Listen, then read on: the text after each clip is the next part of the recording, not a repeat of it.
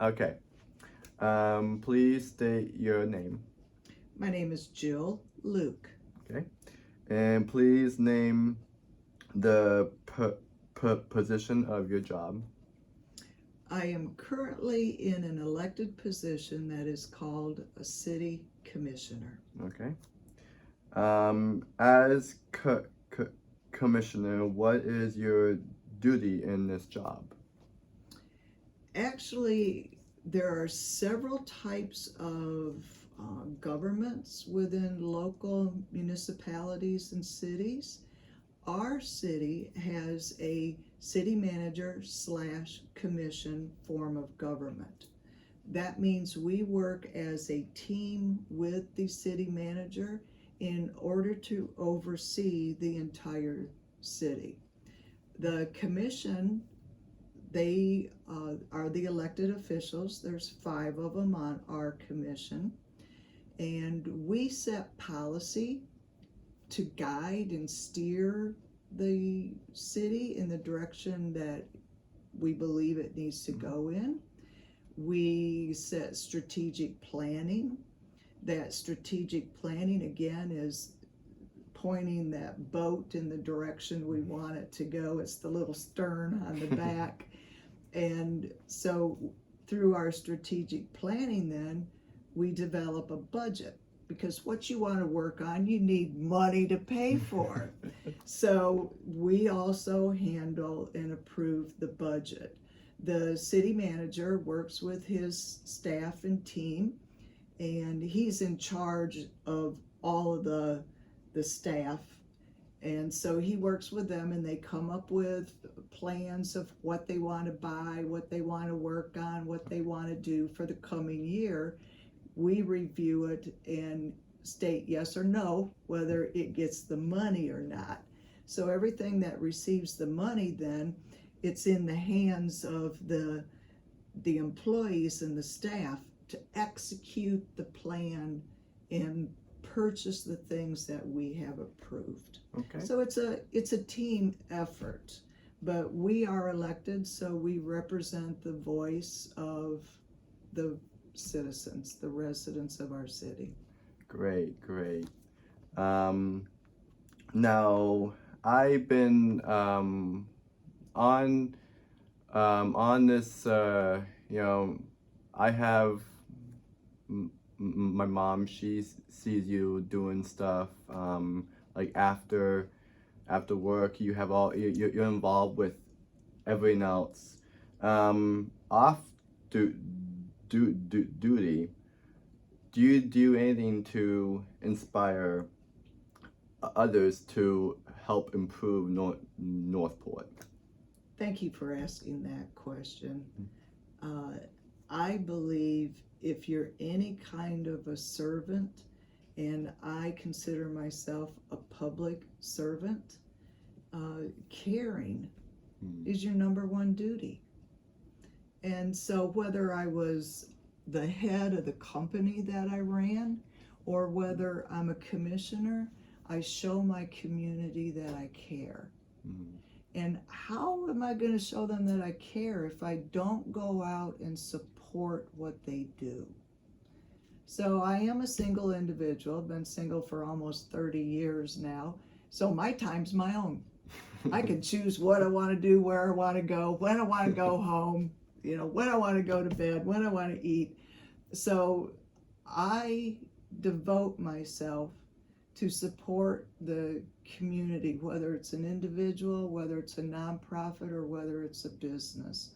I served as the president of our chamber at a very pivotal time coming out of the recession, and I started serving and supporting the nonprofits back then. I moved to the city in 2009 and jumped right in with grassroots marketing and haven't stopped. I was able to help 26 different nonprofits with the company that I ran, Patriot Storage, and haven't stopped. Continue.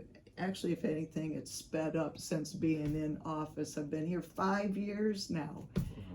So it's probably sped up a little bit, but I do my best to try to encourage, to try to support, to believe in and care about what the citizens of our community care about. That is really, really great. That's totally awesome. Thank you. Now, last question. All right. Northport is such a great city, and all of you are trying to improve Northport to become better. Now, how if people want to come to this city, how would you encourage them to come? How would you attract? How would you attract others to come here to live? In the marketing aspect of Northport, to put us out there, we've got a beacon that is shining on us. Sarasota County and Northport are just a prime place to go to, but especially Northport is the most southern city, largest city within Sarasota County, but we have the most availability because we're only 1/3 built out at this point. So it's an opportunity for housing, opportunity for business. You're wedged between, large metropolitan areas, so you can get across or into those types of areas if you desire. But we have still that rural touch, that small town feeling, believe it or not, with 80,000 people. But we still have that small town feel where we come together like we're a rural community. Actually, we still are considered on the rural side. But did you know that our build out, when it's completely built, is 250,000 people in this city? That's a lot. So we are only 1/3 built out. So we have to be smart as commissioners. We have to figure out how to continue to keep that small town feel while we're growing so exponentially. We need the business in because so many of our people have to leave the city for jobs. We're trying to bring in the business so that people have employment, so they can stay at home instead of driving out. So there's a lot of moving parts. You've come out of your teenage years, but the city is definitely in their teenage years. And if you remember back, those teen years are kind of a struggle trying to find out who you are and what you want to do. Right. So we're in the same place. We're only like 60 some years old. So not fully established, figuring out where we're going to go, what we're going to do. And actually, John, has been a blessing to me to be able to serve at this pivotal time, to be able to forge some of the direction, correct some of the mistakes that were done in the past, but set it on a course so that when I leave, the next generation has got an even better place than what I walked into. That's awesome. And one more thing extra, actually. If we were to rank Northport, if we want to rank Northport, is it true that Northport is in the top 10, top 15, like the largest city in Florida? All right, couple of the statistics, and believe it or not, I just read that the Sarasota, Northport, Bradenton area is, I believe, number 7 in desired places to live. That's in the United States. So we rank really high.